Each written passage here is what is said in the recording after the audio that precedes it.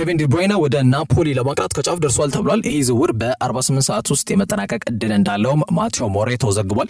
እንግዲህ የ33 ዓመቱ አስደናቂ ቤልጂያማዊ አማካይ መስመር ተጫዋች የሆነው ኬቪን ዲ ብሩይነ ከማንቸስተር ሲቲ ጋር በይፋ እንደሚለያይ ከተረጋገጠ በኋላ ወዴት ያምራል የሚለውም ጥያቄ ጎን ለጎን አብሮ ሲነሳ መቆየቱ አይዘነጋም። እንደሚታወቀው ቺካጎ ፋየር ከኤምኤልኤስ ከሜጀር ሊግ ሶከር ይህንን ተጫዋች ለማስፈረም ገና ኤፕሪል ወር ላይ ጥያቄ አቅርበው እንደነበር የሚታወቅ ጉዳይ ነው። ናፖሊዎች ደግሞ በተለይ የተጫዋቹን ሁኔታ ከግምት ውስጥ በመክተት በይፋ በሆነ መልኩ ተጫዋቹን ለማስፈረም የ3 ዓመት ኮንትራት ጥያቄ አቅርበው ምላሽ ሲጠባበቁ መቆየታቸው የሚታወቅ ጉዳይ ነው። አሁንም ተጫዋቹ በአምስቱ ታላላቅ አውሮፓ ሊጎች ውስጥ ልዩነት መፍጠር የሚችል የተወሰነ አቅም እንዳለው ያምናል። የመጀመሪያዎቹን 2 ዓመታት ያው ናፖሊ ካቀረቡት ኮንትራት ላይ ማለት ነው 6 ሚሊዮን ዩሮ ዓመታዊ ገቢ እንዲያገኝ ነው።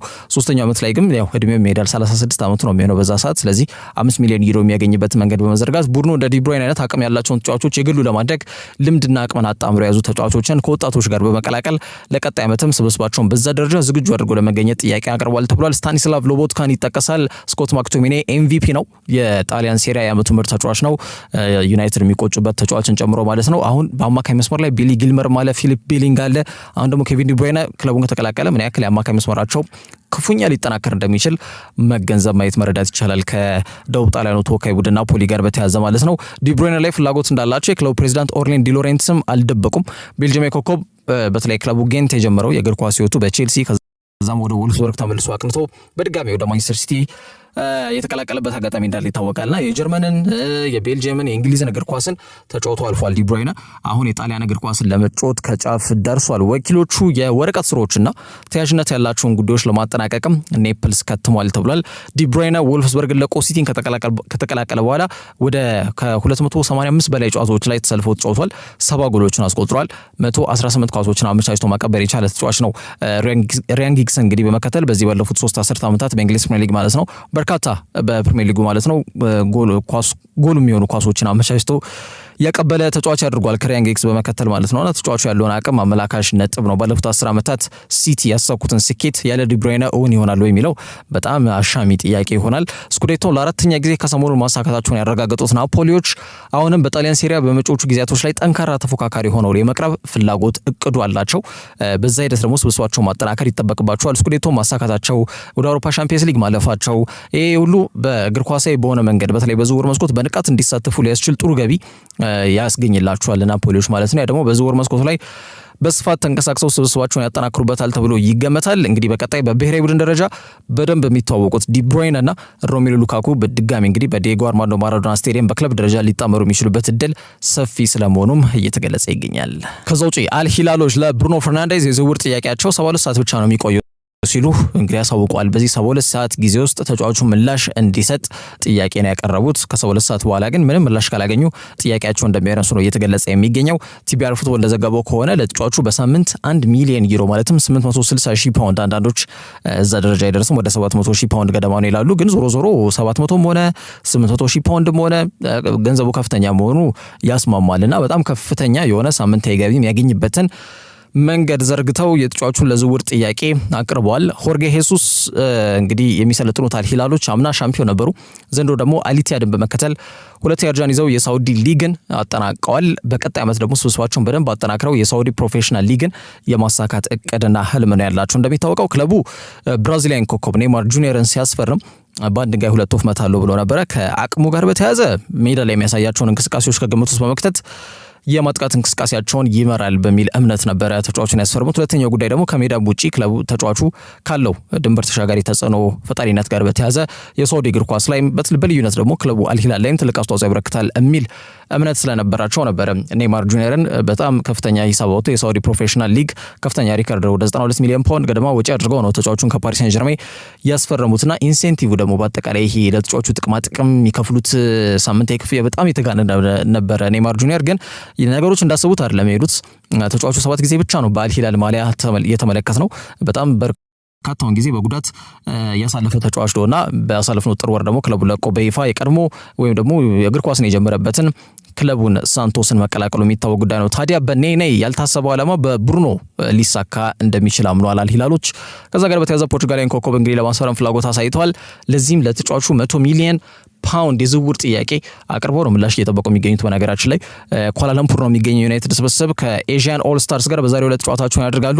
እንዲሁም ከሆንግ ኮንግ ብሔራዊ ቡድን ጋር ጨዋታቸውን የፊታችን አርብ የሚያከናውኑ ይሆናል ማለት ነው። ታዲያ ከነዚህ ጨዋታዎች አስቀድሞ ጋዜጣዊ መግለጫ የሰጠው አሰልጣኝ ሩበን አሞሪም ከተጫዋቹ ጋር በተያዘ ጥያቄ ቀርቦለት ነበረ። ብሩኖ ይቆያሉ የሚል ሀሳብ ተሰንዝሯል። እንደሚታወቀው ወደ ኳላላምፑር ካቀኑ ተጫዋቾች መካከል አንዱ የቡድኑ አምበል ብሩኖ ፈርናንዴዝ ነውና እኔ እንዲቆይ ይፈልጋለሁ፣ እዚህ ለምናስባቸው ስኬቶች ያለሱ አስተዋጽኦ እውን የሚሆን አይመስለኝም ሲል ሀሳብ ሰጥቷልና ለምናስመዘግባቸው መልካም የሚባሉ ውጤቶችና ስኬቶች የቡድኑ ሚና ከፍተኛ እንደሆነ ነው የተናገረው ማለት ነው። አያይዞም በዝውውር መስኮቱ ክለቡ ማንቸስተር ዩናይትድ ከፕሮፊታቢሊቲ ኤንድ ሰስቴናቢሊቲ ሬጉሌሽንስ ከትርፋማነትና ይዘት ክፍፍል ጋር በተያያዘ የተመጠነ እንቅስቃሴ ለማድረግ እንደሚገደዱ አሳውቋል ማለት ነው። ተጫዋች ካልሸጡ በስተቀር በጣም የተመጠነ የዝውውር እንቅስቃሴዎች ነው ሊያደርጉ እንደሚችሉ እየተናገረው። እንደሚታወቀው ማቲያስ ኩኛ የሕክምና ምርመራውን ለማድረግ እንግዲህ ቡክ አድርጓል ወይም ደግሞ ቀነ ገደብ ተሰጥቶታል ተብሏል። በዛ ቀን ተገኝቶ እንግዲህ የጤና ምርመራውን ካደረገ በኋላ በካሪንግተን የዩናይትድ ተጫዋች መሆኑ በይፋ የሚረጋገጥ ይሆናል ማለት ነው። በዛ ቢባል እንግዲህ እስከ ቀጣይ ሳምንት የጉዳይ ይረጋገጣል ተብሎ ነው እየተገለጸ የሚገኘው። የመጀመሪያ ዝውውራቸውም ይሆናል ተብሎ ይታመናል። ግን በዛ ልክ አሁን በፍጥነት ዝውውሩ እንደጀመሩት ማለት ነው። በዛው ልክ ግን የሚቀጥሉበት እድል በጣም ጠባብ ስለመሆኑ እየተገለጸ ይገኛል። ብሩኖ ፈርናንዴዝ በበኩሉ ክለቡ ካልፈለገኝና ከኔ ገቢ ያገኛሉ ብሎ ካሰበ ቃለው እረዳለሁ፣ ይሄ በእግር ኳስ ያለ ነው ሲል ሀሳቡን መስጠቱ አይዘነጋም። 30 ዓመት ላይ ነው የሚገኘው ብሩኖ ፈርናንዴዝ። በተጫዋቹ ዝውውር ላይ ትኩረት አድርገው የሚሰሩ ጋዜጠኞች ይሄ ክለቡ በተለይ ዩናይትድ ለሳውዲ ላቀረቡት ጥያቄ እንግዲህ እምቢታንም እሽታንም አልሰጠም፣ ምላሽ ከመስጠት የተቆጠበበት አጋጣሚ እንዳለ ነው እየተናገሩ የሚገኙት። ተጫዋቹን በቀረው የገንዘብ መጠን መማረኩ ግልጽ ነው፣ ምንም ጥያቄ የለውም። ሳምንታዊ ወደ 700,000 ፓውንድ ማያገኛል በዚህ ሰዓት በጣም ዳጎስ ያለ ሂሳብ ነውና አልሂላል ለጥያቄያቸው ምላሽ 72 ሰዓት ነው የሰጡት። ለዚህ ጥያቄያቸው መልስ ካላገኙ ግን ጥያቄያቸውን በዚህ በ72 ሰዓት ጊዜ ውስጥ እንደሚያነሱ አሳውቋል ሲል ቲቢአር ፉትቦል ዘግቧል። ከዛ ውጪ ማንቸስተር ሲቲዎች ሪያን ቼርኪን ማስፈረም ይፈልጋሉ ተብሏል። በዛ ሂደት ደግሞ ፉክክሩንም የተቀላቀሉበት አጋጣሚ እንዳለ ነው መረጃዎች በስፋት የተቆሙ የሚገኙት። በቅርቡ ለፈረንሳይ ብሔራዊ ቡድን ለዋናው ቡድን ብዙዎች የረፈደ ጥሪ እያሉት ይገኛሉ። ቢሆንም ግን ለኢኪፔ ደ ፍራንስ ወይም ደግሞ ለፈረንሳይ ብሔራዊ ቡድን ማለት ነው ጥሪ ቀርቦለታል። እንግዲህ ሪያን ቼርኪ በአሰልጣኝ ዲዲዬ ዴሾ አማካይነት ማለት ነው። እንደሚታወቀው በተለይ በኔሽንስ ሊግ መርሃ ግብር የግማሽ ፍጻሜ ላይ የምትገኝ ቡድን ናት ፈረንሳይ። ከስፔን ጋር ጨዋታዋን ታደርጋለች ጀርመን ላይ ማለት ነው። ከዛ ጋር በተያያዘ ነው ለተጫዋቾች ጥሪ ሲያደርጉ ሪያን ቼርኪ ለመጀመሪያ ጊዜ እንግዲህ ለዋናው ቡድን ጥሪ ያቀረቡለት ማለት ነው። ዲዲዬ ዴሾ የፈረንሳይ በሊጉ ኦሎምፒክ ሊዮን ቤት አስደናቂ እንቅስቃሴን እያደረገ ይገኛል። በዚህ ዓመት 44 ጨዋታ ነው ያደረገው፣ 12 ጎል አስቆጥሮ 20 ኳስ አመቻችቶ ማቀበል ችሏል። ጥሩ ቁጥራዊ መረጃዎች ናቸው። በተለይ የሚጫወትበት ክለብ ሚሊዮን ከመሆኑ ጋር በተያያዘ ማለት ነውና ተጫዋቹ ከኳስ ጋር አታሎ የማለፍ አቅሙ ላቅ ያለ ተጫዋች ነው። የዓመቱ ምርጥ ድሪብለር ወይም ደግሞ የዓመቱ ምርጥ በተለይ የተከላካዮችን አታሎ የሚያልፍ ተጫዋች የሚለውን የሽልማት ማዕረግ ራሱ በጣም ብዙ ጊዜ ተጫዋቾችን ሲያታል የምናውቀው ኤደን ሃዛርድ በጣም በፕሪሚየር ሊጉ ከታዩ ምርጥ ድሪብለሮች መካከል አንዱ እንደሆነ ይታወቃልና ከሱ ጄን ሽልማት መቀበሉ የሚታወቅ ጉዳይ ነውና በ10 ቁጥር ቦታ ላይ የሚጫወተው ሚና በጣም ከፍተኛ ነው ሪያን ቼርኪ። ያን ነገር ከግምት የከተቱት ማንቸስተር ሲቲዎች አሁን የቼልሲን የስፐርስን ዩናይትድን በመቀላቀል እንግዲህ ተጫዋቹን ለማስፈረም ከፍተኛ ፉክክር ላይ እንደሚገኙ መረጃዎች በስፋት ጠቁሟል። አንጋፋው አማካኝ ዲብሮይነ ክለቡ እንደሚለቅ መረጋገጡን ተከትሎ ያንን ቦታ ለማደስ ፍሎሪያን ቪርትስ ላይ የነበራቸው ፍላጎት በተጫዋቹ የማይቀመስ ዋጋ ምክንያት ከፉክክሩ ውጪ ለመሆን መገደዳቸው የሚታወቅ ጉዳይ ነው። ታዲያውን ትኩረታቸውን ወደ ሞርጋን ጊብስ ዋይትና ሪያን ቼርኪ ያዙረዋል። ቲምቶክ እንደዘገበው ከሆነ ደግሞ 8 ቁጥር ላይ አሁንም ቁጥር 1 ኢላማቸው ቲጃኒ ሬንደርስ ነው። ይህንን ተጫዋች ለማስፈረም አሁንም ቢሆን ንግግሮች ላይ እንደሚገኙ ይታወቃል። 10 ቁጥር ላይ ግን ሁለቱም ተጫዋቾችን የማስፈረም ፍላጎት ነው ያላቸው፣ ማለትም ሞርጋን ጊብስ ዋይትንም እንዲሁም ደግሞ ሪያን ቼርኪን የማስፈረም ፍላጎት ነው ያላቸው ማንቸስተር ሲቲዎች። ለቼርኪ የሚጠየቀው ገንዘብ ግን ከፍተኛ አይደለም። ያንን ተከትሎ ተጫዋቹን ማስፈረም ብዙ ከባድ ይሆንባቸዋል ተብለው ስለማይገመት የሱን ዝውውር ሊያስቀድሙ የሚችሉበት እንዳለም ቲምቶክ ዘግቧል። ተጫዋቹ ቀደም ብዬ እንዳነሳሁት ነው በስፐርስ ጨምሮ በቼልሲ ከዛ ውጪ በማንቸስተር ዩናይትድን በጥብቅ ይፈልጋል። ስለዚህ የሪያን ቼርኪ መዳረሻ ፕሪሚየር ሊጉ ሊሆን እንደሚችል በግልጽ እየተነገረም ይገኛል ማለት ነው። ተጫዋቹ በይፋ ሊሆን እንደሚለቅ ቲምቶክን ጨምሮ በርካቶች መዘገባቸው አይዘነጋም። መዳረሻ ይሆናል ይጠበቃል። ማንቸስተር ሲቲ ደግሞ ቀደም ተብሎ የተጠቀሱት ሌሎች የፕሪሚየር ሊግ ክለቦችን በመቀላቀል ተጫዋቹን ለማስፈረም ከፍተኛ እንቅስቃሴ እያደረጉ እንደሚገኙ ተጠቁሟል።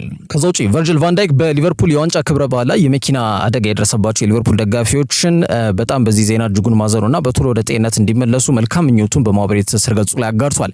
እንግዲህ ሊቨርፑል 20ኛ የፕሪሚየር ሊግ ዋንጫቸውን ሲያሳኩ እንዲሁም ደግሞ ከ35 ዓመታት በኋላ ከደጋፊዎቻቸው ጋር ዋንጫውን ማጣጣምና ማክበር በቻሉበት የባስ ትሮፊ ፓራድ ሴሬሞኒ ላይ ወይም ደግሞ በባስ በተለያዩ የመርሲሳይድ ከተማ እንግዲህ የተዘዋወሩ ደስታቸውን እየገለጹ በነበረበት ሰዓት ላይ ያልተጠበቀና አስደንጋጭ አደጋ መከሰቱ የሚታወቅ ጉዳይ ነው። ህዝቡ በነቂስ ነው የወጣው።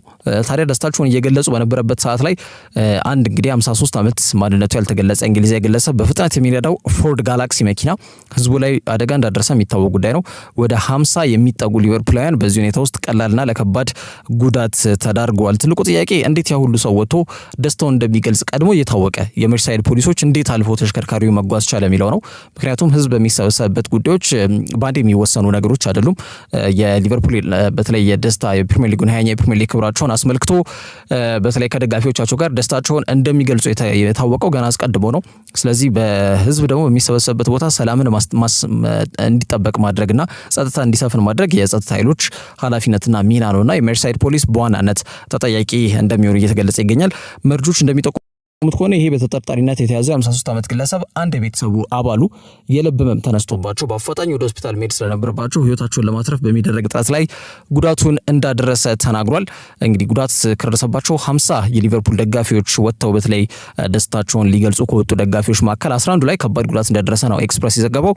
ወደ 1 ሚሊዮን የሚጠጉ ሊቨርፑላውያን ነበር ወደ መርሲሳይድ ከተማ ተጠለቅልቀው እንግዲህ የሊቨርፑላውያንን በአጠቃላይ የ20ኛ የፕሪሚየር ሊግ ክብራቸውን ማሳካታቸውን ተከትሎ ደስታቸውን ሲገልጹ የነበሩ ማለት ነው። ብዙዎች አጥፍቶ ለመጥፋት ነው ወይም ደግሞ ሆም ተብሎ የተደረገ ነው፣ አንዳንዶች እንዲሁም የኤቨርተን ደጋፊ ነው ግለሰቡ የሚል ሀሳብም በቁም ነገር እየተሳለቁ ሳይሆን በቁም ነገር ይህን ሀሳብ ሲሰነዝሩ እንደነበር አይዘነጋም። አብዛኞች ደግሞ ሆም ተብሎ የተደረገ ድርጊት ነው በሚል ጉዳዩን ሲያራግቡ መቆየታቸው አይዘነጋም። ይሄ ግን ከእውነት የራቀ መሆኑን ኮንስታብል ጄኒ ሲምስ አሳውቋል ማለት ነው። ግለሰቡ በዋስ ይለቀቃል ወይስ ደግሞ ክስ ይመሰረትበታል የሚለው ጉዳይ እስከ ነገ ድረስ ይወሰናል ተብሏል። የቡድኑ አምበልና በክለቡ ታሪክ ግን ኔዘርላንዳዊ በመሆን ዋንጫውን ከፍ አድርጎ ያሳካው የመጀመሪያው ተጫዋች ቨርጅል ቫን ዳይክ ግን በተፈጠረው ክስተት እሱም የቡድን አጋሮቹም የተሰማቸውን ጥልቅ ሐዘን በመግለጽ ለተጎዱት ሊቨርፑላውያን መልካም ጤንነትን በቶሎ እንዲያገኙ ምኞቱን አስተላልፏል። ይህ ጉዳይ ግን በጣም በስፋት መነጋገሪያ ርዕሰ ጉዳይ እንደነበር ይታወቃል። ከዛ ውጪ ፊፋ ኦሎምፒክ ሊዮን ላይ ቅጣት አስተላልፏል። እንግዲህ ዓለም አቀፉ እግር ኳስ አወዳዳሪው አካል ፊፋ ባልተከፈሉ ሂሳቦች ጋር በተያያዘ የሰጠውትን ማስጠንቀቂያ ችላ ብለዋል ወይም አልተቀበለውም ያለው የዓለም አቀፉ እግር ኳስ አወዳዳሪ አካል ፊፋ የፈረንሳይ ሊጋው ቡድን ኦሎምፒክ ሊዮን ላይ በ3 የዝውውር መስኮቶች ላይ ሳተፉ ነው እገዳ ያስተላለፈባቸው። የፈረንሳይ ክለብ ኦሎምፒክ ሊዮን ክለብ ባለሀብቱ ጆን ቴክስተር ይባላል። አሜሪካዊ ግለሰብ ነው። አሜሪካዊ ቢሊዮነር ነው። በተለይ ስማቸው ከፋይናንስ ቀውስ ጋር በተያያዘ ሲነሳ ነበር። ሂሳባቸውን ማወራረድ ካልቻሉም ወደ ሁለተኛው የፈረንሳይ የውድድር መድረክ ወይም ወደ ሊግ 2 ሊወርዱ እንደሚችሉ ሲገለጽ የቆየ ጉዳይ እንደነበር እናስታውሳለን። ከወራቶች በፊት ከፕሪሚየር ሊጉ ክሪስታል ፓላስ ላይ እንዲሁም ደግሞ በብራዚል ሊግ ደግሞ ቦታፋጎ የተባለው ቡድን ላይ እንዲሁም ደግሞ በፈረንሳይ ሊዮን አብዛኛው ድርሻ ባለቤት ናቸው። እንግዲህ አሜሪካዊ ቢሊዮነር ጆን ቴክስተር ማለት ነው። ከዛ ጋር በተያያዘ የፈረንሳይ ሊዮን የፋይናንስ ቀውስ ያጋጠመው በጣም ከፍተኛ ስጋት ውስጥ የገባን ቡድን እንደነበር እናስታውሳለን። ከ3 ወር በፊት ማለት ነው። አስተዳደራዊ ጉዳዮችን ማስተካከላቸውን ተከትሎ ነው በኤሮፓ ሊግ ከመሳተፍ መከልከልና በሊጋቸው ደግሞ ወደ ታችኛው ሊግ ከመውረድ ስጋት መላቀቃቸው የሚታወቀው ማለት ነው። በኤሮፓ ሊጉ በማንቸስተር ዩናይትድ በጣም ድራማዊ በሆነ መልኩ በኦልድ ትራፎርድ በጣም ይሄ ሬሞንታዳ ተሰርቶባቸው ማለት ነው በአጠቃላይ ከውድድሩ ተሰናብተው መውጣታቸው የሚታወቅ ጉዳይ ነው። አሁን ደግሞ ባልተከፈሉ ውዝፍ ዕዳዎች ምክንያት የተሰጣቸው ማስጠንቀቂያዎች ችላ በማለታቸው በ3 የዝውውር መስኮት ላይ እንዳይሳተፉ ማለትም ተጫዋች እንኳን ቢያስፈርሙ እስከ 2027 ጥር ወር ድረስ ተጫዋቾችን መመዝገብ እንዳይችሉ ያደርጋቸዋል ተብሎ የተገለጸ ይገኛል። እነሱ ጋር ምንም አይነት ክፍተት እንደሌለ የገለጹት ሊዮኖች ለጉዳዩ ይግባኝ እንደሚጠይቁ ሌኪፕ አስነብበዋል። ይህ ክለብ በአዲሱ አሰልጣኝ ስር የአውሮፓ ተሳትፎን አግኝተው ነው ያጠናቀቁት። ግን ቁልፍ ተጫዋቾቻቸውን ማለትም እንደ ሪያን ቼርኪና አሌክሳንደር ላካዜት አይነት ተጫዋቾች ጋር እንደሚለያዩ የተረጋገጠ ጉዳይ ነው። ስለዚህ በዝውውር መስኮት ላይ ክለቡ በደንብ ተንቀሳቅሶ ስብስቡን ለማጠናከር ጥረት ማድረግ መቻል ይጠበቅበታል። ያ ግን አሁን ባለው ወቅት ሁኔታ እውን ይሆናል ተብሎ አይገመትም። እንግዲህ ይግባኝ ይጠይቃሉ ብሏል። እንግዲህ ለኪፕ ይግባኛቸውስ ምን ያክል ተቀባይነት ያገኛል የሚለው ጉዳይ በቀጣይ የሚጠበቅ ነው የሚሆነው። ይህ እንዲህ እንዳለ ግን ፊፋ ለ3 የዝውውር መስኮቶች ኦሎምፒክ ሊዮን ሂሳባቸውን አላወራረዱም፣ አልዘጉም፣ የሰጠውትን ማስጠንቀቂያ ችላ ብለዋል በሚል እንዳይሳተፉ ቢሳተፉም ተጫዋቾችን እንዳያስመዘግቡ እገዳ መጣሉ ተገልጿል። ከዛ ውጪ ሁለቱ የሰሜን ለንደን ክለቦች ካይሮ ሚቶማን ለማስፈረም እስከ 42 ሚሊዮን ፓውንድ እንግዲህ ወጪ ለማድረግ ዝግጁ ናቸው የሚሉ መረጃዎች እየወጡ ይገኛሉ። ተጫዋቹን ለማስፈረምም ከወኪሉ ጋር ነገሮችን ጀምሯል የሚሉ ጉዳዮች ናቸው እየወጡ የሚገኙት። ካይሮ ሚቶማ ወዴት ያቀናል የሚለው ጉዳይ ሌላው በጣም ተጠባቂው ጓጊሮሳ ጉዳይ ነው። በክረምት የዝውውር መስኮት ላይ ቼልሲ፣ አርሰናል፣ ዩናይትድ ካይሮ ሚቶማን ለማስፈረም መፋጠጣቸው የአደባባይ ሚስጥር ከሆነ ሰንበትበት ብሏል። አሁን ደግሞ ሌላ የሰሜን ለንደን ክለብ ቶትናም ተጫዋቹን ለማስፈረም ፍላጎትም አሳይቷል፣ ፉክክሩንም ተቀላቅሏል የሚሉ መረጃዎች ናቸው በስፋት እየወጡ የሚገኙት። ብራይተን 18.7 ሚሊዮን ዩሮ በማውጣት የ19 ዓመቱን ጋናዊ የክንፍ አጥቂ መሰረት ተጫዋች የሆነውን ኢብራሂም ኦስማንን እስከ 2029 በሚያቆይ ውል ማስፈረማቸው ይታወቃል። ያንኩባ ዙባሜንዲ ያለ እንደነ ሳይመን አዲንግር አይነት ተጫዋቾችም አሉ። በተለይ ይሄ ታዲያ ካይሮ ሚቶማ ወደ ሌላ ክለብ ቢያቀና በተለይ ስብስባቸው ያን ያክል ይሳሳል ብሎ እንደማይገምቱ ነው የተገለጸ የሚገኘው። ግን በድርድር ጉዳዮች ላይ ልክ እንደ አትሌቲኮ ማድሪድ በጣም ግትር ከሚባሉና ለድርድር ምቹ ካልሆኑ ክለቦች መካከል አንዱና ዋነኛው ብራይተን ኤንድ ሆቭ አልቢዮን ነው። ስለዚህ ለዚህ ተጫዋች የሚጠይቁትን ገንዘብ እስካልተከፈላቸው ድረስ ካልቀርበላቸው ድረስ ተጫዋቹን ለመሸኘት ይወስናሉ ተብሎ አይገመትም። ይህ ክለብ ያለው የስካውቲንግ ስትራቴጂ ወይም ደግሞ የምልመላ አካሄድና እቅድ ብዙ ክለቦች ቢኖረን ብለው የሚመኙት አይነት የሆነ ስካውቲንግ ሲስተም ወይም የምልመላ እቅድን ነድፈው እየተንቀሳቀሱ እንደሚገኙ ይታወቃል። ከድሮም ጀምሮ ሞይሰስ ካይሴዶን ለቼልሲ ሲሻኙ፣ ቤን ዋይትን ለአርሰናል፣ ማካሊስተርን ለሊቨርፑል እንዲሁም ደግሞ ማርክ ኪሪያን ደግሞ በውድ ገንዘብ ለቼልሲ ከሸጧቸው ተጫዋቾች መካከል ስማቸው ይጠቀሳልና ክለቡ ያለውን በጣም ምርጥ ስካውቲንግ ፖሊሲ ማሳያ ሊሆኑ የሚችሉ ተጫዋቾች ናቸው። ካይሮ ሚቶማም አንዱ ነው። ተጫዋቹን ሲያስፈርሙት በጣም ጥያቄ ሲነሳ ነበረ። ማለትም ተጫዋቹ በፕሪሚየር ሊጉ ያን ያክል ፐርፎርም ያደርጋል የሚል ጥያቄ ብዙ ነበራቸው። ግን ልዩነት ፈጣሪ እንቅስቃሴዎችን እያደረገ እንደሚገኝ ተመልክተናል። በርካታ የፕሪሚየር ሊግ ክለቦች በተለይ ደግሞ ሁለቱ የማንቸስተር ከተማ ክለቦችና ቼልሲ በልዩነት ተጫዋቹን የማስፈረም ከፍተኛ ፍላጎት እንዳላቸው ከዚህ በፊትም ሲገለጹ ቆይተዋል። 27 ዓመት ላይ ነው የሚገኘው ካይሮ ሚቶማ። የክንፍ አጥቂ መስመር ተጫዋች ነው። ብዙ ጊዜ ከግራ ሲነሳ ተፈጥሯዊ ቦታውም እንደሆነ ይታወቃል። ልዩነቶችን በደንብ ሲፈጥር እንመለከታለን። ይህ ውድድር ዘመን ሲጠናቀቅ ከሳቢሶቹ ጋር የመቀጠል እድሉ ጠባብ የሆነ ተጫዋች ስለመሆኑ ግን በተረጋገጠ ደረጃ እየተገለጸ ይገኛል። በ2021 ነበር ብራይተን ለዚህ ተጫዋች 3 ሚሊዮን ዩሮ ወጪ አድርገው ተጫዋቹን ያስፈረሙት። አሁን ግን በገበያው ላይ እስከ 45 ሚሊዮን ዩሮ ሊሸጡት ይችላሉ ተብሎ ይገመታል። ምክንያቱም ከዚህ ገንዘብ ያነሰ ለመቀበል ፈቃደኛ አይደሉም። ሚቶማ 20 ጊዜ ለሀገሩ ጃፓን ተሰልፎ ተጫውቷል። በአጠቃላይ ለሳቢሶቹ ደግሞ በ92 ጨዋታ 18 ጎል ያስቆጠረ ተጫዋች ነው። ዘ አትሌቲክ እንደዘገበው ከሆነ ሁለቱ የሰሜን ለንደን ከተማ ክለቦች የሆኑት አርሰናልና ቶተንሃም ከሌሎች ከተጠቀሱት የፕሪሚየር ሊግ ክለቦች በላቀ ደረጃ ፍላጎታቸውን መሬት ላይ ወርደው ተጫዋቹን ለማስፈረም ከወኪሉ ጋር ንግግሮችን ጀምሯል ተብሎ የተገለጸ ይገኛል። ይህ ማለት ከቼልሲም ከዩናይትድም ከሲቲም በተሻለ ቶተንሃምና አርሰናል ሚቶማን ለማስፈረም የሚደረገውን ፉክክር ላይ አንገት ለአንገት እየተናነቁ የሚገኙ ነው መረጃዎች በስፋት እየጠቆሙ የሚገኙት ማለት ነው። በቀጣይ ውስን ቀናቶች ላይ የክረምት የዝውውር መስኮት በይፋ ከተከፈተበት ጊዜ በኋላ ተጫዋቹንም ለማስፈረም ይፋ ጥያቄ ለክለቡ ብራይተን ያቀርባሉ ተብሎ ነው የሚገመተው። እንደሚታወቀው የሳውዲው ክለብ አልናስር ባሳለፍነው የክረምት የዝውውር መስኮት ላይ ከዓመት በፊት ማለት ነው ተጫዋቹን ለማስፈረም ከፍተኛ እንቅስቃሴ አድርጎ እንደነበር እናስታውሳለን። ለዚህ አስደናቂ ጃፓኒ በጣም ፕሪሚየር ሊግ ፕሩቨን የሆነ ተጫዋች ነው። በፕሪሚየር ሊግ ያለውን አቅም በሚገባ በፈታኙ የዓለማችን ተወዳጅ ሊግ ላይ የተከላካዮች ራስ ምታት የሆነ እንቅስቃሴን ሲያደርግ በተደጋጋሚ እናውቀዋለን። ጃፓናዊ ሚቶማ ይህን ተጫዋች ለማስፈረም የሚደረገው ፍክክር በይፋ ተጀምሯል።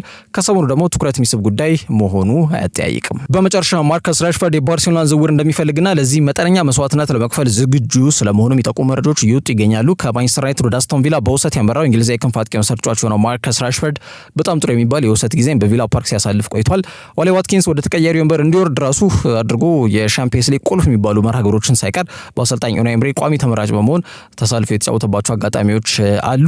የ27 ዓመቱ ተጫዋች በፊት የሚታወቅበትን አቅሙን መልሶ ወደ ማግኘቱ እየተንደረደረ ይገኛል በተባለበት ሰዓት ላይ የተወሰኑ የመጨረሻ የቪላ ጨዋታዎችን በጡንቻ ጉዳት ምክንያት አለመሰለፉ የሚታወቅ ጉዳይ ነው። አሁን ግን ወደ ልምምድ መመለሱ ይታወቃል። ተጫዋቹ የውሰት ጊዜውን አጠናቋል። ወደ ማንቸስተር ክለብም የሚመለስ ይሆናል። ተጫዋቹ በማህበራዊ ትስስር ገጹ ላይ በቪላ የነበረውን ቆይታ ከአሰልጣኝ እስከ ከተጫዋች እስከ ደጋፊዎች ኮቺንግ ስታፉ በአጠቃላይ መልካም ነገር እንዲገጥማቸው በአውሮፓ ሻምፒየንስ ሊግ አለመሳተፋቸው በጣም የሚያስቆጭ ነገር መሆኑና ክለቡ አሁንም ቢሆን ትልቅ ደረጃና ትልቅ ስኬቶች መጎናጸፍ የሚችል አቅም ያለው ክለብ መሆኑን በመረዳት ለዚህም ለቆይታው ምቹ እንዲሆን በማድረግ ሂደት ላይ ሁሉም አስተዋጽኦ ላበረከቱ ግለሰቦች ምስጋናውን በማህበራዊ ትስስር ገጹ ላይ አጋርቷል። እንግዲህ ማርከስ ራሽፈርድ ምስጋናውን ለአስቶን ቪላ አስተላልፏል። ማለት በቪላ የቆየም ማለት ነው። ስለዚህ 40 ሚሊዮን ፓውንድ ወጪ ከተደረገ አሁንም ቢሆን በዝውውር ገበያው ላይ የሚገኝ ተጫዋች ነው ማርከስ ራሽፈርድ። ዩናይትድ በተሻለ መጠን ለተፎካካሪ የፕሪሚየር ሊግ ክለቦች መሸጥ አይፈልግም ራሽፈርድን። ያንን አማራጭ ደግሞ በሚገባ ለመጠቀም ባርሴሎናዎች ፍላጎት እንዳላቸው የተገለጸ ይገኛል። ሌሎች በአውሮፓ ውስጥ የሚገኙ የተለያዩ ክለቦችም ተጫዋቹን የማስፈረም ፍላጎት አላቸው። የ27 ዓመቱ ተጫዋች የሚጠይቀው ሳምንታዊ 350,000 ፓውንድ ግን ይህንን ገንዘብ በየሳምንቱ መክፈል በጣም ዳገት እንደመውጣት ነው የሚቆጠረውና አሁን ራሽፈርድ መጠነኛ መስዋዕትነትን በመክፈል ፔከት ወይም ደግሞ ሳምንታዊ ክፍያውን ቀንሶም ቢሆን ብሉግራናዎች ለመቀላቀል ፍላጎት እንዳሳየ ስፖርትስ ሞል ዘግቧል። የባርሴሎና ቴክኒካል ዳይሬክተር እንግዲህ ክለቡ ራፊኒያ በሚጫወትበት ቦታ ላይ አንድ ተጫዋች የማስፈረም ከፍተኛ ጥረት እንደሚያደርጉና በዚህ ሂደት የሊቨርፑል ሉዊስ ዲያዝና ማርከስ ራሽፈርድን እያዩ እንደሚገኙ መናገሩ አይዘነጋም። የቀድሞ ተጫዋቻቸው ዴኮ ማለት ነው። ሉዊስ ዲያዝን እንኳን በዚህ ክረምት ማስፈረም ትንሽ ሊከብዳቸው ይችላል ተብሎ ይገመታል። ተጫዋቹ ገና የ2 ዓመት ኮንትራት አለው። ሊቨርፑል ዘንጦ መደራደር አቅም ስላለው ከፍተኛ ሂሳብ ነው ለሉዊስ ዲያዝ የሚጠይቁት ማለት ነው። ለራሽፈርድ ግን 40 ሚሊዮን ፓውንድ ብዙ ኪስ ይጎዳል ተብሎ አይገመትም ከተጫዋቹ አቅም እና ክህሎት ጋር በተያያዘ ማለት ነው። ስለዚህ ፊታቸውን ወደ ራሽፈርድ ሊያዞሩ ይችላሉ ተብሎ ይገመታል። ባርሴሎና ለራሽፈርድ አጨዋወት በጣም ምቹ የሚባል የጨዋታ ቅርጽን የያዘ ቡድን እንደሆነ ተጫዋቹ የሚያመነበት ጉዳይ መሆኑ ደግሞ ይበልጥ ራሱ ተጫዋቹ ወደ ባርሳ የሚያቀናበት መንገድ እንዲዘረጋለት ፍላጎት እንዲያሳይ ገደደ ጉዳይ ነው ተብሏል። ወንድሙ ድዌይን ነው ወኪሉ ያንንም ለማድረግ እንቅስቃሴው ጀምሯል ተብሏል። በጣም አስደናቂ የፊት መስመር ጥምረትን ያሳዩት ላሚን ያማል፣ ራፊኒያ፣ ሌቫንዶስኪ ቀጣይ ዓመትም ይህንኑ ጥምረታቸውን ለማጠናከር አሰልጣኝ ሃንሲ ፍሊክ አይናቸው ያረፈበት ተጫዋች ማርከስ ራሽፈርድ ስለመሆኑ ፉትቦል ኢንሳይደር ማረጋገጫ ሰጥቶበታል። አንጋፋው አጥቂ ሌቫንዶስኪ 42 ጎል ያስቆጠረው በዚህ ዓመት፣ ራፊኒያ 34 ጎል አስቆጥሯል፣ ያማል 18 ጎሎችን አስቆጥሯል። ራሽፈርድ በበኩሉ በ937 የአስቶን ቪላ ደቂቃዎች 4 ጎል አስቆጥሮ 5 ኳስ አመቻችቶ አቀብሏልና ራሽፈርድ የክንፍ አጥቂ ብቻም አይደለም፣ በ9 ቁጥር ቦታ ላይ መጫወት ይችላል። ተጫውቶም ውጤታማ እንደነበር እናስታውሳለን። በ2022 በ2023 የውድድር ዘመን በአሰልጣኝ ኤሪክ ተን ጊዜ በ9 ቁጥር ቦታ ላይ ተሰልፎ ተጫውቶ በርካታ ጎሎችን ያስቆጠረ ተጫዋች እንደነበር የምናስታውሰው ጉዳይ ነው። ፍጥነት አለው። ፍጥነት የሚፈልግ አይነት እንቅስቃሴን ደግሞ የሚፈልገው አሰልጣኝ ሃንሲ ፍሊክ ለሱ በጣም ምቹ የሆነ ተጫዋች ያደርጓል ራሽፈርድ ማለት ነው። በሌቫንዶስኪ ቦታ ላይም ሊጠቀምበት ይችላል ተብሎ ነው የሚገመተው። የባርሴሎና በጣም ፍጥነት ያለው ካውንተር አታክ እና ይሄ በጣም በትራንዚሽን የሚሄዱበት ፍጥነት ከተከላካይ ጀርባ ኳስ ይጥላሉ። ለዚህ ሁሉ እንቅስቃሴዎቻቸው ፍጥነት በጣም መሰረታዊ ነገር ነው ለአሰልጣኝ ሃንሲ ፍሊክ ማለት ነው። ቡድኖች በጣም የማይቋቋሙት አይነት ፍጥነት ነው ዘንድሮ በባርሴሎና ያየን የምንገኘው፣ በተለይ ደግሞ በፊት መስመሮቹ ማለት ነው። በዛ ሂደት ደግሞ ሌቫንዶስኪ የተሻለ ፍጥነት አለው ራሽፈርድ ምንም ጥያቄ የለውም። ራፊኒያም አንዳንዴ ይበልጥ የጨዋታ እንቅስቃሴዎቹ ወጥነት ላይ ሆኑ ይችላሉ። በዚህ ሂደትም ጥሩ አማራጭና ፉክክር ሊሰጡ ይችላል ተብሎ የሚገመታል። ራሽፈርድ ለ4 ዋንጫ ነው የሚፎካከረው ባርሴሎና። ስለዚህ ስብስባቸው ማጠናከር ይፈልጋሉ። በዚህ ሂደት ራሽፈርድ ቀጣዩ ምርጫቸው ሆኗል ተብሏል። ተጫዋቹን ለማስፈረም ጥረት እንደሚያደርጉ ነው መረጃዎች በስፋት እየጠቆሙ የሚገኙት። ቀጣይ ዓመት የ2026ቱ የዓለም ዋንጫ የሚከናወንበት ጊዜና ሰዓት ይመጣል። ስለዚህ ቀጣይ ተጫዋቹ የሚያደርገው ዝውውር አቅሙን በደንብ ሊያሳይ የሚችልበትና የቋሚ ተሰላፊነትን እድል ወደሚያገኝበት ክለብ ግን ማምራት እንደሚኖርበት ብዙዎች እየገመቱ ይገኛሉ ማለት ነው። ባርሴሎና ራሽፈርድን ለማስፈረም ይፋ በሆነ መልኩ ንግግሮችንም ጀምሯል ተብሎ የተገለጸ ይገኛል። እውነት ተጫዋቹ ይህንን ዝውውር ያከናውናል የሚለው ጉዳይ በቀጣይ የሚጠበቅ ይሆናል። ተጫዋቹ ግን በማንቸስተር ዩናይትድ ጸንቶ የሚቆይበት እድል በጣም ጠባብ ስለመሆኑ እየተገለጸ ይገኛል። ከዛ ውጪ አሰልጣኝ አርነ ስሎት በመጪው ክረምት የዝውውር መስኮት ላይ በክለቡ ታሪክ ታይቶ የማይታወቅ አይነት በጣም ከፍተኛ በጀት እንደሚመደብላቸው ቴሌግራፍ አስነብቧል። በመጣበት ዓመት እንግዲህ ፕሪሚየር ሊጉን ከፍ አድርጎ አሳክቷል። አርነ ስሎት በተለይ ደግሞ በጣም ከፍተኛ ጫና የተረከበ አሰልጣኝ እንደነበር የሚታወቅ ጉዳይ ነው። የየርገን ክሎፕን ሌጋሲ ማስቀጠል በጣም ትልቁ ፈታኝ ጉዳይ ነው አንፊልድ ላይና ያን ነገር በማስቀጠል በተለይ ደግሞ በፕሪሚየር ሊጉ አሁንም ቢሆን ሊቨርፑል 30 ዓመት ሳይጠብቅ በአጭር ጊዜ በድጋሚ ፕሪሚየር ሊጉን እንዲያሳኩ ትልቅ አስተዋጽኦ ያበረከተ ግለሰብ ከመሆኑ ጋር በተያያዘ ያንን ስኬት ይበልጥ እንዲያጠናክር ለማድረግ በማሰብ የክለቡ ባለቤቶች እንግዲህ ፌንዌይ ስፖርትስ ግሩፕ ወይም ደግሞ ኤፍኤስጂ በእነሱ አማካኝነት በክለቡ ከታየ በጣም በዝውውር መስኮቶች ላይ ማለት ነው በጣም ከፍተኛ በጀት ከተመደበላቸው የዝውውር መስኮቶች ተርታ ሊሰለፍ የሚችል አይነት የዝውውር መስኮት እንዲያሳልፍ ለማድረግ ታስቧል ተብሏል። ቡድኑ በመጪው የዝውውር መስኮት ላይ አንድ የ9 ቁጥር ቁልፍ የአጥቂ መስመር ተጫዋች እንዲሁም አንድ የ6 ቁጥር ሚና ሊወጣ የሚችል ጥሩ የተከላካይ አማካይ መስመር ተጫዋች እንዲሁም አንድ የቀይ መስመር ተመላላሽ የተከላካይ ስፍራ ተጫዋች እንዲሁም ደግሞ ሮበርትሰን በኩል ላይም ያው 30ዎቹን ተሻግሯል ሮበርትሰን። ስለዚህ እሱንም አልጎራሽ ሊሆን የሚችል አንድ የግራ መስመር ተመላላሽ ጥሩ አቅም ያለው ሁለገብ የተከላካይ መስመር ተጫዋች ማስፈረም እቅዳቸው ነው በዝውውር መስኮቱ ላይ ማለት ነው። የክለቡ ባለቤት ያው ኤፍኤስጂዎች የበላይ አካላት የሆኑት በተለይ ጆን ሄንሪን ጨምሮ ማርክ ጎርደን እንዲሁም ደግሞ የቡድኑ ስራ አስኪያጅ ማይክል ኤድዋርድስ ከዛ ውጭ የክለቡ ቴክኒካል ዳይሬክተር የሆነው ሪቻርድ ሂውስ ሁሉም በተለይ ሊቨርፑል በአንፊልድ 20ኛ የፕሪሚየር ሊግ ክብራቸውን ባሳኩበት ጨዋታ ላይ ስቴዲየም በመገኘት ጨዋታውን መታደማቸው እንዲሁም ጨዋታው ሲጠናቀቅ ደግሞ ከተጫዋቾቹ ጋር እንዲሁ አብረው ታች በመውረድ ወደ ስቴዲየም ማለት ነው ደስታቸውንም ሲገልጹ ታይተዋል። ከሞላ ጎደል ያው በርገን ክሎፕ ቡድን ታግዞ ነው ዋንጫውን ያሳካው ቢባል ብዙ ማጋነን የሆነ መስሎት የራሱን ቡድን ገንብቶበታል ማለት አይቻልም። የራሱን አጨዋወት መንገድ መጠነኛ በሆነ መልኩ ቀይጦ ጥሩ ቡድን ገንብቶ ነው የመጣው። በቀጣይ ዓመት ግን የራሱን ቡድን ገንብቶ ነው የውድድር ዘመኑን የሚያከናውነው። ትክክለኛው የሽሎት ፈተናም ቀጣይ ዓመት በይፋ ይጀምራል ተብሎ ነው የሚገመተውና በዚህ ሂደት በአጥቂ ቦታ ላይ በኑኔዝና በጆታ ይቀጥላል ተብሎ አይገመትም። ሁለቱም ተጫዋቾች በሚፈለገው ደረጃ ጎሎችን እያስቆጠሩ አይደለም የሚገኘው። ጆታ በጣም ያቋም ዋሸቅ ያጋጠመው ተጫዋች ነው። ኑኔዝ በኩሉ የመሰለፍ ዕድልን ባለማግኘትና የሚያገኛቸውን ድሎች በሚገባ ባለመጠቀም ጭምር በእነዚህ ምክንያቶች ሁለቱም ክለቡን የሚለቁበት ድል ሰፊ ነው ተብሎ ነው እየተገለጸ የሚገኘው። አሌክሳንደር ኢዛክ እንዲሁም ደግሞ የአይንትራክ ፍራንክፈርቱ ተስፈኛ አጥቂ ሁጎ ኤክቲቴ እነዚህ በእጩነት በሊቨርፑል ወይም ደግሞ በአንሽሎት ከተያዙ የአጥቂ ምርጫዎቻቸው መካከል ይጠቀሳሉ። በተከላካይ መስመር ላይ የበርንማውዝ ሚሎሽ ኬርኬዝ ነው በተለይ ረጅም ጊዜ የአንዲ ሮበርትሰን ተተኪና አልጎራሽ እንዲሆን በተለይ ታስቦበታል ወይም ደግሞ ያን ነገር ከግምት በመክተት ተጫዋቹ አንፊልድ እንዲደርስ ከፍተኛ ጥረት ያደርጋሉ ተብሎ የተገለጸ ይገኛል። ከሱም ጀርሚ ፍሪምፖንግን ይህንን ኔዘርላንዳዊ የቀይ መስመር ተመላላሽ ተከላካይ ስፍራ ተጫዋች ዣቪ አሎንሶ ቡድን ባየር ሌቨርኩሰን ለማስፈረም ክለቡ እንደሚንቀሳቀስ ለክለቡ ቅርብ የሆነው ምንጭ ዲስ ኢዝ አንፊልድ ሳይቀር የዘገበው ሀሳብ ነው። ከዛ ውጭ ቼልሲዎች ሁጎ ኤክቲቴን ለማስፈረም በይፋ ንግግር ጀምሯል ተብሏል። እንደሚታወቀው ፍራንክፈርቶች ለኤክቲቴ ያነሰ ቢባል 100 ሚሊዮን ዩሮ የገንዘብ ዝውውር ጥያቄ እንደሚጠብቁ የጀርመኑ ጋዜጣ ቢልድ ከዚህ በፊት ማስነበቡ አይዘነጋም። አርሰናል፣ ዩናይትድ፣ ሊቨርፑል ይህን ተጫዋች ይፈልጉታል። ኤክቲቴ አሁን በይፋ በቼልሲ ራዳር ውስጥ የሚገኝ ተጫዋች መሆኑ ተረጋግጧል።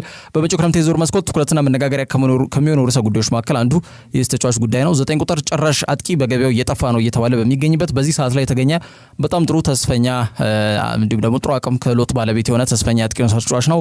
ታዲያውን ተጫዋቹን ለማቆየት እንደሚቸገሩ የገመቱት ፍራንክፈርቶች ተጫዋቹ የሚሸጡበት ዋጋ ይፋ አድርጓልና በተለይ ለኦማር ማርሙሽ በኢንትራክት ፍራንክፈርት በነበረበት ጊዜ በጣም አስደናቂ ጥምረት ነበራቸው እንደሚታወቀውና ለማርሙሽ 59 ሚሊዮን ፓውንድ ወጪ ተደርጎበት ነው ወደ ሲቲ ያቀናው። አሁን ደግሞ ኤክቲቴን የመሸጥ ፍላጎት ባይኖራቸውም ግን የግድ ከሆነባቸው አይቀር ከፍተኛ ሂሳብ ከዚህ ተጫዋች እንደሚፈልጉ ነው የተገለጸ የሚገኘው። እስከ 2009 በዶቼ ባንክ ፓርክ የሚያውቀው ይውል አለው። የቀድሞ የፓሪስ ሴን ጀርሜን አጥቂ ተጫዋች ነው ሁጎ ኤክቲቴ። ክለቡ ዘንጦ መደራደር የሚችልበት ሁኔታ ነው ያለው እስከ 2029 ረዘም ያለ ጊዜ ነው። ስለዚህ የሚጠይቁትን 80 ሚሊዮን ፓውንድ ወይም ደግሞ ወደ 100 ሚሊዮን ዩሮ ገደማ እንዲቀርብላቸው ይጠብቃሉ ሲል ኮት ኦፍ ሳይድ ዘግቧል። 22 ዓመት ላይ የሚገኘው ሁጎ ኤክቲቴ በሁሉም ጨዋታዎች ላይ በተሳተፈባቸው 38 ጨዋታ 22 ጎል አስቆጥሮ 12 ኳስ አመቻችቶ ማቀበል ችሏል። በዚህ እድሜ የሚያሳየው እንቅስቃሴ በተለይ ጥሩ የሚገራው አሰልጣኝ ካገኘ በጣም ዓለማችን ላይ ያሉ ከሚባሉ የአጥቂ ተጫዋቾች ስም ዝርዝር ስሙ ሊካተት ይችላል። በአውሮፓ ሊጉ ቶትናም ላይ ጎል አስቆጥሮ ታዋቂውን የቴሪ ዳንኤል ሄንሪን የደስታ ለዚህ በመጠቀም ለሚፈልጉት የፕሪሚየር ሊግ ክለቦች መልእክት ማስተላለፍ አይዘነጋም። ሌሎች የፕሪሚየር ሊግ ክለቦች ኒውካስል፣ ሊቨርፑል፣ አርሰናልም ተጫዋቹን የማስፈረም የሚያስችል አቅም ያላቸው ሌሎች ክለቦች ናቸው። ግን የኤንዞ ማሬስካ ቡድን ቼልሲ ተጫዋቹን ለማስፈረም ከወኪሉ ጋር ንግግሮችን ጀምሯልና በተሻለ መልኩ ተጫዋቹን በእጃቸው ለማስገባት የተንቀሳቀሰ የሚገኝ ክለብ ስለመሆኑ ጎል ዘግቧል። ታገል ሊቨርፑል፣ አርሰናል፣ ቼልሲ ተጫዋች ለማስፈረም ፍሮንት ራነሮችም ደግሞ ከፊት ፉክክሩን እየመሩ የሚገኙት እነዚህ ክለቦች ስለመሆናቸው የጀርመኑ ጋዜጣ ቢልድ አስነብቧል ማለት ነው። ዛሬ ስለ ስፖርት መረጃዎች እነዚህ ይመስላሉ። በያላችሁበት ጥሩ ዜና